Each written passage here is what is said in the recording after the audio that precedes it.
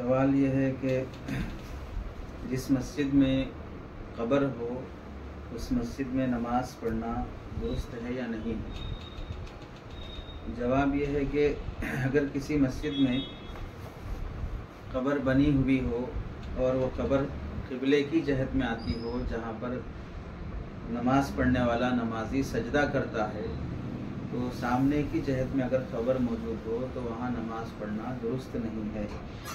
इससे ये इश्तिबाह लाजिम आता है कि कहीं कब्र को सजदा न किया जा रहा हो, और चूँकि जहाँ बिदआत ज़्यादा होते हैं वहाँ कब्र परस्ती का भी रिवाज बहुत ज़्यादा चलता है। लोग साहिब कब्र से बड़ी अक़ीदत रखते हुए बराह रास्त उनको ही सजदा करने लग जाते हैं,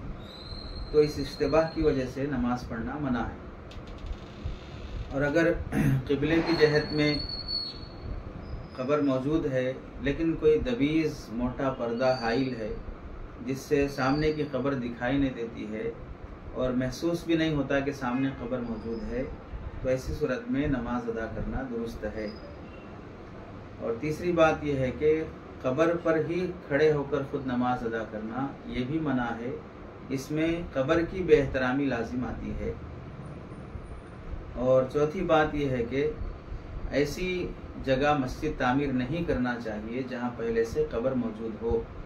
और अगर तामीर करने की ज़रूरत भी पड़े तो कब्र को ऐसी चार दीवारी से बंद कर दिया जाए जिससे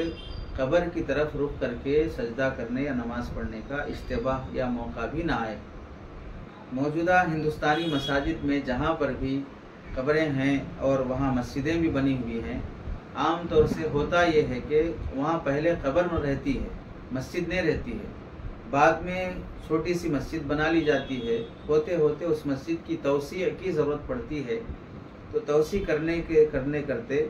इस कब्र को ख़त्म करने के बजाय उस कब्र को बाकी रखते हुए मस्जिद की तौसी कर दी जाती है, जिससे कब्र भी मस्जिद में दाखिल हो जाती है और उससे ऐसा लगता है कि कब्र मस्जिद में बनाई गई है, हालांकि मस्जिद कब्र के आसपास बनाई गई होती है। और बाज़ मरतबा ऐसा भी देखा गया है कि पहले कब्र बनाई जाती है, फिर उसके बाद मुस्तकिल उस कब्र को आबाद रखने के लिए वहाँ उर्स को बहाना बनाकर उन बुज़ुर्ग के नाम पर कुछ चंदा बटोरने के लिए भी बाज़ हज़रात वहाँ पर मस्जिद बना देते हैं, ताकि उस मस्जिद की बरकत से कब्र भी महफूज रहे और वहाँ उर्स करने की सहूलतें भी महफूज रहें और उसको ज़रिया आमदनी भी बनाया जा सके। और ये बिल्कुल घटिया हरकत है और इस तरह करना दुरुस्त नहीं है। बिल्कुल दीन को हल्केपन के साथ पेश करना है। और जहाँ पर ऐसी जगह हो कि मस्जिद बनी हुई है, वहाँ कोई शख्स आकर किसी के इंतकाल पर कब्र बना दे, वो तो आम तौर से नहीं होता है। तो बिलउमूम पहले से कब्र होती है, बाद में वहाँ पर मस्जिद बनाई जाती है और तौसी में वो कब्र भी मस्जिद के अंदर आ जाती है। इस वास्ते अगर कहीं ऐसी मस्जिदें हों जहाँ पर तौसी की वजह से कब्र भी मस्जिद के अंदर आ गई हों, तो किसी पर्दे के ज़रिए से उसे बंद कर देना चाहिए, ताकि लोगों को कब्र की तरफ रुख करके नमाज़ पढ़ने की नौबत ना आए या इस इश्तिबाह में मुब्तला ना हो सकें।